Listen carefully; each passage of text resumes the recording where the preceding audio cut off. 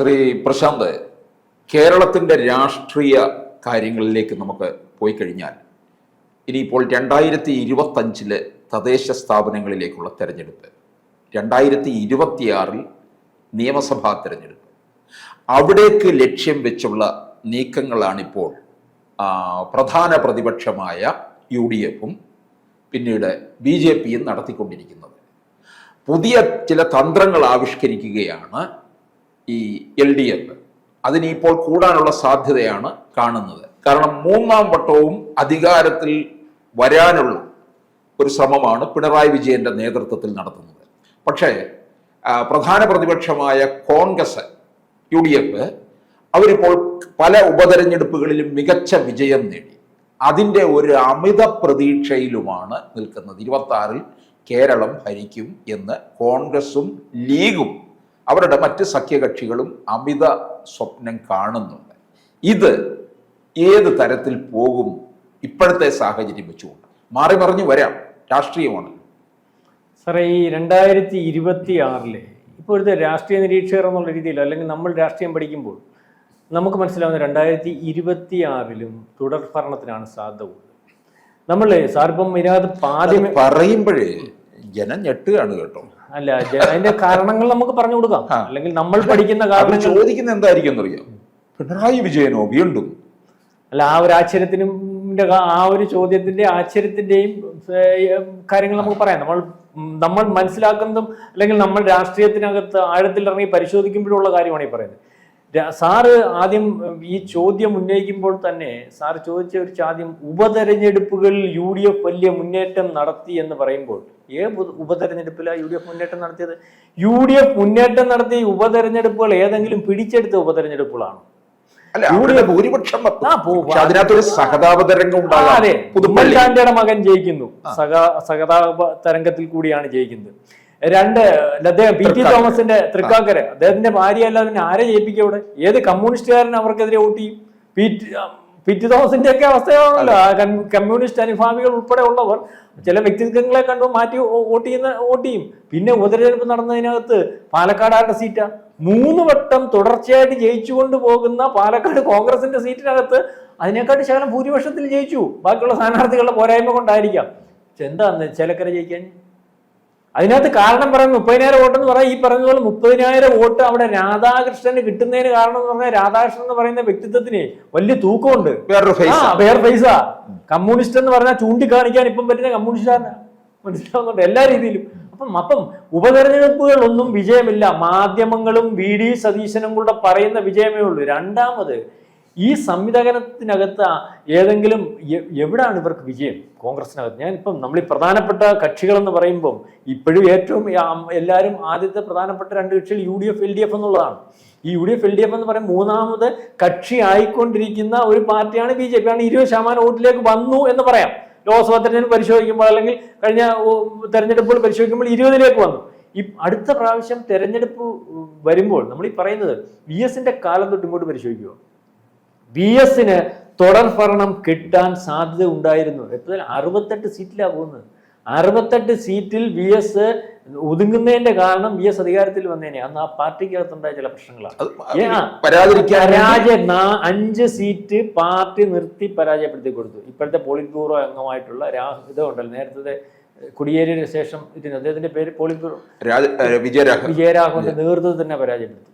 മനസ്സിലാകുന്നുണ്ട്. കാരണം വീണ്ടും VS അധികാരത്തിൽ വരണ്ട എന്ന് തീരുമാനിക്കാൻ ഒരുപക്ഷെ അവരുടെ പാർട്ടിക്കകത്ത് ചില ഗ്രൂപ്പുകളുടെ അല്ലെങ്കിൽ ചില വിഷയങ്ങളുടെയൊക്കെ പ്രശ്നമായിരിക്കും.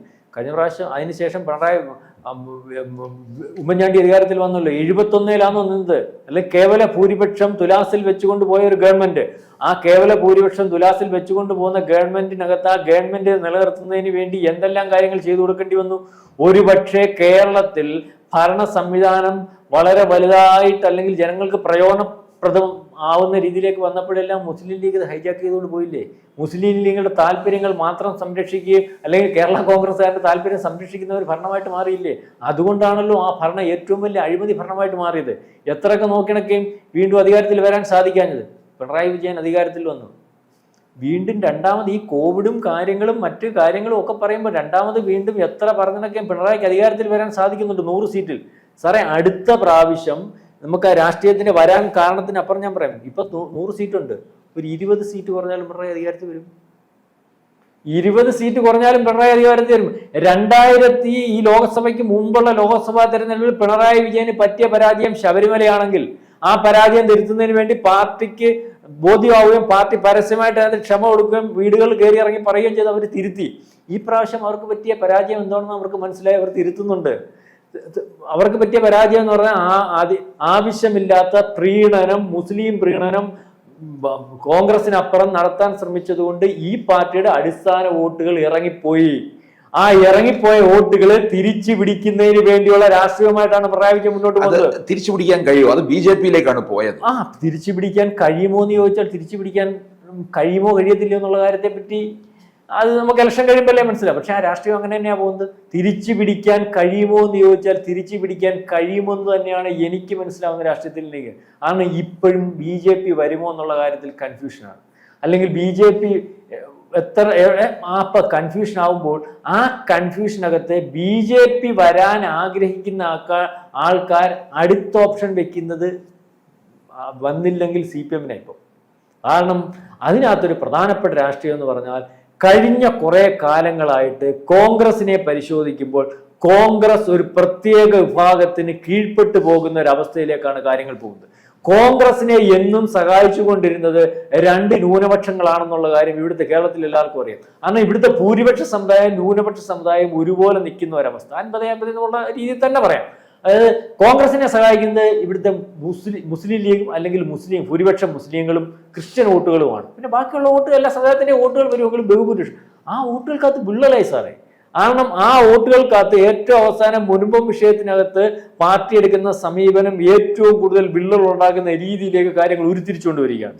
ഈ സമീപനത്തിനകത്തൊന്ന് മാറ്റം വരുത്താൻ, അല്ലെങ്കിൽ ആ സമീപനം അങ്ങനെയല്ല, ആ സമീപനം എല്ലാവർക്കും പ്രാപ്തമാകുന്ന രീതിയിലേക്കാണെന്ന് വരുത്താൻ ശ്രമിക്കുന്ന പ്രതിപക്ഷ നേതാവിനെ വളരെ കൃത്യമായിട്ട് തിരുത്തി പോകുന്ന മുസ്ലിം ലീഗിനെയാണ് കഴിഞ്ഞ ദിവസങ്ങളിൽ നമുക്ക് കാണാൻ സാധിച്ചത്.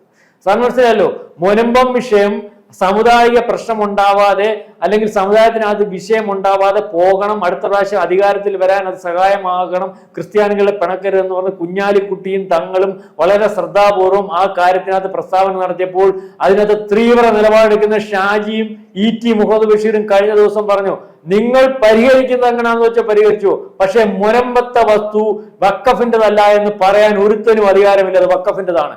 ഈ നിലപാടിന് എതിരെ നിൽക്കാൻ ഈ സമയത്ത് VD സതീശൻ അല്ല, സാക്ഷാൽ ഈ പറയുന്ന ദേശീയ നേതൃത്വത്തിലെ കോൺഗ്രസ് പോലും സാധിക്കത്തില്ല. ആ മുസ്ലിം ലീഗിനെ കുറ്റം പറഞ്ഞിട്ടും കാര്യമില്ല. മുസ്ലിം ലീഗിന് ആ നിലപാടുമായിട്ട് മുന്നോട്ട് പോയാലേ അവർക്ക് നിലനിൽപ്പുള്ളൂ. അവിടെ ഹൈബീഡല്ല, കോൺഗ്രസ് മൊത്തത്തിൽ വെട്ടില്ല. കാരണം മുസ്ലിം ലീഗിന് ആരോഗ്യത്തോട് പറയാൻ പറ്റും, ഞങ്ങൾ നിങ്ങളെ ദേശീയ നേതാക്കളെ ജയിപ്പിക്കണമെങ്കിൽ ഞങ്ങൾ തീരുമാനിക്കണം, രാഹുൽ ഗാന്ധി ജയിക്കണമെങ്കിൽ ഞങ്ങൾ തീരുമാനിക്കണം, പ്രിയങ്ക ഗാന്ധിക്ക് രാഷ്ട്രീയ പ്രവേശനം നടത്തണമെങ്കിൽ ഞങ്ങൾ തീരുമാനിക്കണം. ആ രീതിയിലൊക്കെ രാഷ്ട്രീയം ആ കപ്പാസിറ്റി ഉള്ള ഒരു പാർട്ടിയായിട്ട് കേരളത്തിൽ ബാക്കിയുള്ള സംസ്ഥാനങ്ങളിൽ മറ്റ് പാർട്ടികളെ ചാരി നിൽക്കുന്നതോടെ കേരളത്തിൽ കോൺഗ്രസിന് മുസ്ലിം ലീഗിനെ ചാരി നിൽക്കേണ്ട സാഹചര്യത്തിലേക്ക് വരികയാണ്. അവർക്കേ ഉള്ളൂ വോട്ട്. അവർ പ്രതിപക്ഷത്തിരുന്നാലും ഭരണപക്ഷത്തിരുന്നാലും ഫിക്സഡ് ഡിപ്പോസിറ്റ് ആയിട്ടുള്ള സീറ്റുകളുണ്ട് സാറേ, അവർക്ക് വോട്ടുണ്ട്. അതാണ് കോൺഗ്രസിന് ഇവിടെ വോട്ട്. അതുകൊണ്ട് തന്നെ ഈ നിലപാട് മുസ്ലിം ലീഗിന് ഇപ്പം കഴിഞ്ഞ പ്രാവശ്യം എടുത്ത പോലെ വഴകുഴമ്പം നിലപാടൊന്നും എടുക്കാനാണ്. കാരണം മുസ്ലിം ലീഗിന്റെ നിലനിൽപ്പുണ്ട്. മുസ്ലിം ലീഗിന്റെ നാളെ കാലത്തെ മുസ്ലിം ലീഗ് ഉണ്ടെങ്കിൽ BJP-യുടെ കൂടെ PDP-യുടെ കൂടെ സഖ്യം ഉണ്ടാക്കിയ പാർട്ടിയാണ് BJP. രാജ്യവിരുദ്ധ വ്യക്തിയാണ് അവർ പറയുന്നത്. അതിന്റെ കൂടെ സഖ്യം ഉണ്ടാക്കിയ ജമ്മു കാശ്മീർ ഭരിച്ച BJP-ക്ക് ഇവിടെ മുസ്ലിം ലീഗ് ചെല്ലുവാങ്കിൽ അവർ ഭരിക്കും. അല്ല, മുസ്ലിം ലീഗിന് അവിടെ വിലക്കൊന്നും കൽപ്പിച്ചിട്ടില്ല. മാത്രമല്ല മുസ്ലിം ലീഗിനെ നമ്മൾ ശ്രദ്ധിക്കുമ്പോൾ ഇത്രയും കാലമായിട്ടും മോദിയെ ഫാസിസ്റ്റ് എന്ന് വിളിക്കാതെ ഒറ്റ പാർട്ടി മുസ്ലിം ലീഗുണ്ട്. നിങ്ങൾ മനസ്സിലാക്കണം. എല്ലാരും പറയുന്നുണ്ട്, ഇവിടെ എല്ലാവരും രാവിലെ ഉച്ചയ്ക്ക് വിളിച്ചു. തങ്ങൾ വിളിച്ചിട്ടുണ്ടോ മോദിയെ ഫാസിസ്റ്റ് എന്ന്? കുഞ്ഞാലിക്കുട്ടി വിളിച്ചിട്ടുണ്ടോ? എന്തെങ്കിലും കാര്യത്തിനകത്ത് നിലപാട് ശരിയല്ലെന്നേ പറയത്തുള്ളൂ. കൃത്യമായി വിമർശിച്ചിട്ടുണ്ടോ? അതായത് അവർക്ക് അവരുടെ പാർട്ടിക്ക് അടുത്ത പ്രാവശ്യം 10-20 സീറ്റ് ആരെയും അച്ചാരമില്ലാതെ ജയിക്കുവാൻ സാധിച്ചാൽ അവർക്ക് ആ സീറ്റും കൊണ്ട് വേറെ പാർട്ടിയെ പർച്ചേസ് ചെയ്യാൻ പറ്റും. നാളെ കാലത്തെ BJP ആണെങ്കിൽ BJP-യുടെ കൂടെ കൂടും. അപ്പൊ അതിനകത്ത് അല്ല, അങ്ങനെ ഒരു നീക്കം ഉണ്ടായാൽ CPM ഒക്കെ തകർന്നു എന്ന് തന്നെ കരുതി. അല്ല, ആ ഒരു നീക്കം എന്ന് പറഞ്ഞാൽ ആ ഒരു അടുത്ത പ്രാവശ്യം ഇവിടെ ഒരു 40 സീറ്റ് അല്ലെങ്കിൽ 10-30 സീറ്റ് BJPക്ക് വരുന്ന ഒരു അവസ്ഥ വന്നാൽ ഈ രീതിയിലൊക്കെ ഉള്ള സഖ്യങ്ങൾ ഉരുത്തിരിഞ്ഞ് വരാം. ഇതൊക്കെ കൊണ്ടായിരിക്കും ഒരുപക്ഷെ കെ സുരേന്ദ്രൻ മുമ്പ് പറഞ്ഞത് 35 സീറ്റ് വന്നാൽ ഉരുത്തിരിഞ്ഞ് വരാം. അതിനകത്തൊക്കെ അവർക്ക് ഇനി ഭരണമില്ല നിൽക്കാനും പറ്റത്തില്ല. മാത്രമല്ല ഭരണമില്ല തുടർച്ചയായിട്ട് BJP ഗവൺമെന്റ് അധികാരത്തിൽ വരുമ്പോൾ അങ്ങനെ അധികാരത്തിൽ വരാൻ സാധ്യതയുള്ള അല്ലെങ്കിൽ ഇനി അതിനെ സാധ്യതയുള്ളതെന്ന് കണ്ടു കഴിഞ്ഞാൽ മാറി നിൽക്കുന്ന രാഷ്ട്രീയം എന്ന് പറഞ്ഞാൽ വിഡിത്ത രാഷ്ട്രീയം. കാരണം ഇവരുടെ ഈ താല്പര്യങ്ങൾ സംരക്ഷിക്കണമെങ്കിൽ പോലും അത് അവരുടെ ഭരിക്കുന്ന ഒരു പാർട്ടി ആവുന്നില്ല നല്ലത്. ഇപ്പൊ മുസ്ലിം വിരുദ്ധ പാർട്ടിയാ BJP, നമ്മൾ അങ്ങ് സമ്മതിക്കുക. അപ്പം മുസ്ലിം വിരുദ്ധ പാർട്ടി അല്ലതാക്കണമെങ്കിൽ എന്ത് ചെയ്യണം? അതിന്റെ ഭാഗമാവണം. അപ്പം അടുത്ത പ്രാവശ്യം ഇവിടെ UDF അധികാരത്തിൽ വരുന്നതിനപ്പുറം അവരുടെ കസ്റ്റഡിയിൽ ഇരിക്കുന്ന രീതിയിലേക്ക് അവരുടെ പാർട്ടിയെ ശക്തമാക്കുക എന്നുള്ളത് മുസ്ലിം ലീഗിന്റെ ഭാഗമാണ്. അതിനകത്ത് അങ്ങനെ ശക്തമായിട്ട് നിൽക്കുമ്പോൾ ഇവിടുത്തെ ഒരു ചെറു ന്യൂനപക്ഷം കഴിഞ്ഞ പ്രാവശ്യം UDFന് ചെയ്ത പോലെ ചെയ്യണമെന്നില്ല. ആ ന്യൂനപക്ഷം കഴിഞ്ഞ പ്രാവശ്യം LDFനെ സഹായിച്ചതുപോലെ അല്ലെങ്കിൽ അതിന്റെ സഹായിച്ചുകൊണ്ടിരിക്കുന്ന വോട്ട് വിഘടിച്ചു പോയാലും വീണ്ടും LDF അധികാരത്തിൽ വരും. ഈ പറയുന്ന പോലെ ലോക്സഭാ തെരഞ്ഞെടുപ്പിൽ ഒഴുകി അങ്ങ് പോയ ഈഴ വോട്ടുകൾ അത്രയും ഒഴുകി അടുത്ത പ്രാവശ്യം നിയമസഭയിൽ വരുമ്പോൾ 2 പാർട്ടികളുടെ വോട്ട് ചെയ്യുന്ന പോകത്തില്ല. അതുകൊണ്ട് തന്നെ 100 സീറ്റിൽ വേണ്ട 75-80 സീറ്റിൽ വീണ്ടും പിണറായി വിജയൻ തന്നെ അധികാരത്തിൽ വരും. കാരണം കേരളത്തിൽ ഇപ്പം നടന്നുകൊണ്ടിരിക്കുന്ന UDFന്റെ രാഷ്ട്രീയം 3 ഉപതെരഞ്ഞെടുപ്പ് ജയിച്ചെന്നും അല്ലെങ്കിൽ കുറെ മാധ്യമങ്ങളിലേക്ക് ഫണ്ട് ചെയ്ത് അല്ലെങ്കിൽ മാധ്യമങ്ങളെ കൊണ്ട് പറയിച്ചാലൊന്നും അധികാരത്തിൽ വരത്തില്ല. നമ്മൾ ഈ പറയുമ്പോൾ 2 കേഡർ പാർട്ടി ഇന്നലെ BJP തീരുമാനം എടുത്തിട്ടുണ്ട്. അവർ അടുത്ത പ്രാവശ്യം 41 സീറ്റ്, ഓരോ ജില്ലകൾ, ഒരു ജില്ലയിൽ 3 ജില്ലാ പ്രസിഡന്റുമാര്, ആ രീതിയിൽ അവര് കേഡർ പാർട്ടിയാണ്. അതുപോലെ തന്നെ സമ്മേളനം നമ്മൾ എത്ര കുത്തിത്തിരിപ്പുണ്ടെന്ന് പറയുമ്പോഴും എത്ര പ്രശ്നങ്ങളുണ്ടെന്ന് പറയുമ്പോഴും CPM സമ്മേളനം നടക്കുക സാറേ. കുത്തിത്തിരിപ്പുള്ളവനെ ഇപ്പൊ വാർത്ത കൊടുക്കാൻ മാപ്രകൾ വാർത്ത കൊടുത്താൽ 24 മണിക്കൂർ വാർത്ത. ഇവിടുത്തെ മുണ്ടപ്പോൾ ഏതാണ്ടടുത്തും തിരുവനന്തപുരത്തുനിന്ന് പോയല്ലോ, അവൻ പോയി 24 മണിക്കൂർ കഴിഞ്ഞപ്പോൾ കാര്യം മറന്നുപോയോ? അല്ലെങ്കിൽ വിപിൻ ബാബു പോയി 24 മണിക്കൂർ കാര്യം മറന്നുപോയോ? പാർട്ടിക്കകത്ത് നിൽക്കുന്നവനെ കൊണ്ട് പാർട്ടി സംവിധാനത്തിൽ, കേഡർ സംവിധാനത്തിൽ നാളെ കാലത്തെ ജോലി ചെയ്യിക്കാൻ അവർക്കറിയാം. ആ ജോലി ചെയ്യിക്കാൻ ഇവിടുത്തെ കോൺഗ്രസിന് കഴിയുമോ? ഈ ഇന്ത്യയിലുടനീളം എവിടെയും കഴിയുമോ? അപ്പൊ ആ രീതിയിലേക്ക് ഉരുത്തിരിച്ച് വരുമ്പോൾ നമുക്കറിയാമല്ലോ എത്ര പ്രശ്നങ്ങൾ വരുമ്പോഴും ഒറ്റ മാസത്തെ ഇലക്ഷന്റെ പാർട്ടികളുടെ പ്രചരണം വരുമ്പോൾ ഈ പ്രചരണത്തിന്റെ പുറകിൽ അങ്ങ് പോകും. മുമ്പേ ഉള്ള കാര്യങ്ങൾ മൊത്തം മറന്നുപോകും. ഇനിയുണ്ട് തദ്ദേശ തെരഞ്ഞെടുപ്പിൽ വീണ്ടും തെരഞ്ഞെടുപ്പിനെ ഫേസ് ചെയ്യുമ്പോൾ ഏറ്റവും കൂടുതൽ ജനങ്ങൾക്കിടയ്ക്ക് വേറുള്ളതും ജനങ്ങൾക്കിടയിൽ നിൽക്കുന്ന നേതാക്കന്മാർ ഇപ്പോഴും CPMന്റെയാ. നമ്മൾ എന്തോ പറഞ്ഞാലും ജനങ്ങൾക്കിടയിൽ നിൽക്കുന്ന നേതാക്കന്മാരെയാണല്ലോ അതിനകത്ത് പാർട്ടിക്കപ്പുറം തെരഞ്ഞെടുക്കുന്നത്. അപ്പോഴും CPM മുമ്പേ വരാനാണ് സാധ്യത. BJPക്ക് അതേ തലത്തിൽ ഇടപെടാൻ സാധ്യതയുണ്ട്. കോൺഗ്രസ് വരത്തിലൊന്നും പറയുന്നില്ല. കോൺഗ്രസ് മുന്നേറ്റത്തിന് അടുത്ത 2024 സാധ്യതയില്ല. ഇതൊക്കെയാണ് കാരണം. കോൺഗ്രസിന് കേരളത്തിലെ കോൺഗ്രസിന് പോലും ഇനിയും കൃത്യമായിട്ട് പണ്ട് കരുണാകരൻ എടുത്തതുപോലെയോ അല്ലെങ്കിൽ ഒരുപക്ഷെ ഉമ്മൻചാണ്ടി വരെ എടുത്തതുപോലെയോ ഉള്ള കൃത്യമായ നിലപാടുമായിട്ടും കോൺഗ്രസ് എടുക്കുന്ന നിലപാടിന്റെ പുറകിൽ ഘടകകക്ഷികൾ നിർത്തിപ്പോകുന്ന ഒരു കോൺഗ്രസ് ഇനിയും കേരളത്തിൽ ഉണ്ടാവത്തിടത്തോളം കാലം കേരളത്തിൽ ഈ കോൺഗ്രസിന്റെ അധികാരത്തിൽ വരാൻ സാധ്യതയില്ല, കുറവാണ്. കാരണം ഇപ്പോഴത്തെ കോൺഗ്രസ് സഹായിച്ചുകൊണ്ടിരുന്ന ഒരു ന്യൂനപക്ഷം ഈ മുനമ്പം വിഷയവും അല്ലെങ്കിൽ നാളെ കാലത്തെ വിഷയങ്ങളോടുകൂടി രണ്ടാമത് ക്രിസ്ത്യാനികളുടെ ഒരു വലിയ പ്രത്യേകതയുണ്ട്. സാറ് മനസ്സിലാക്കണം, ക്രിസ്ത്യാനി അധികാരത്തിന്റെ കൂടെ എന്ന് നിന്നിട്ടുള്ളൂ. അധികാരവർഗത്തിന്റെ കൂടെ നിന്ന പാരമ്പര്യ എന്ന് ലോകം പരിശോധിക്കുമ്പോൾ എപ്പോഴും ക്രിസ്ത്യാനിക്കുള്ളത്. ബിഷപ്പ് പാംപ്ലാനി പറഞ്ഞത്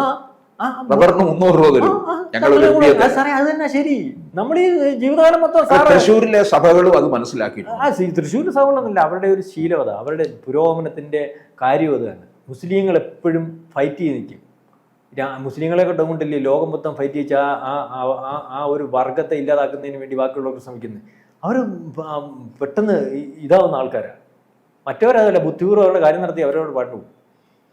അപ്പൊ അവർ വിചാരിക്കും അധികാരം ഉള്ളതിന്റെ കൂടെ നിന്നാൽ മതി, നമുക്ക് നമ്മുടെ താല്പര്യങ്ങൾ സംരക്ഷിക്കുകയും അവർക്ക് അവരെ പരിപോഷിപ്പിക്കുകയും ചെയ്യുന്ന രീതിയിലേക്ക് കാര്യങ്ങൾ പോകും. അതുകൊണ്ട് തന്നെ അവരുടെ തീരുമാനങ്ങൾ, അവരുടെ താല്പര്യങ്ങൾ സംരക്ഷിക്കാൻ സാധിക്കാത്ത കോൺഗ്രസിന്റെ കൂടി ഇനിയും നിൽക്കണ്ട എന്ന് തീരുമാനിക്കുന്ന ഒരവസ്ഥയിലേക്ക് വരും. കോൺഗ്രസ് അധികാരത്തിൽ വരാൻ സാധ്യതയില്ല. 2024 വീണ്ടും LDF അധികാരത്തിൽ വരികയും വളരെ വലിയൊരു മുന്നേറ്റം BJPയുടെ ഭാഗത്തുണ്ടാവുകയൊക്കെ ചെയ്യുന്ന ഒരു രാഷ്ട്രീയമായിരിക്കും ഉണ്ടാവാൻ പോകുന്നത്. ഇനി എത്ര ഈ പറയുന്ന മാധ്യമങ്ങൾ വിളിച്ചു കൂവിയാലും പിണറായി വിജയന്റെ കുറ്റം പറഞ്ഞാലും അല്ലെങ്കിൽ പ്രശ്നമുണ്ടെന്ന് പറഞ്ഞാലും അടുത്ത ഒരു 6 മാസത്തേക്ക് ഈ പറയുന്ന സാധാരണക്കാരന് പ്രൊമോഷൻ കിട്ടുന്ന രീതിയിലേക്ക് അവരുടെ പെൻഷനും ഒക്കെ കൃത്യമായിട്ട് കൊടുത്ത് വേറെ ചില കാര്യങ്ങൾ നടത്തി ഉദ്യോഗസ്ഥന്മാരുടെ വിഷയങ്ങളും കൈകാര്യം ചെയ്ത് പോകുമ്പോൾ ഈ പറഞ്ഞതൊക്കെ മറന്നു പോകുന്ന ഒരവസ്ഥയിലേക്ക് വരും. അധികാരത്തിൽ വരുന്നുള്ള സാധ്യത വരും. കുഴപ്പങ്ങളില്ലാത്ത രീതിയിലേക്ക് ഭരണമാണെന്നുള്ള പറച്ചിൽ വരും. അതിൻ്റെ കൂടെയുള്ള പ്രചരണവും കൂടെ ആകുമ്പോൾ കാര്യങ്ങൾ ഉരുത്തിരിയുന്നത് വീണ്ടും LDFന്റെ തുടർ ഭരണത്തിലേക്കാണെന്ന കാര്യത്തിൽ സംശയമുണ്ടെന്ന് എനിക്ക് തോന്നുന്നു. കൂടുതൽ വാർത്തകളും വിശേഷങ്ങളും നിങ്ങളിലേക്ക് എത്താൻ ABC മലയാളം സബ്സ്ക്രൈബ് ചെയ്യുക, ബെൽ ബട്ടണും അമർത്തുക.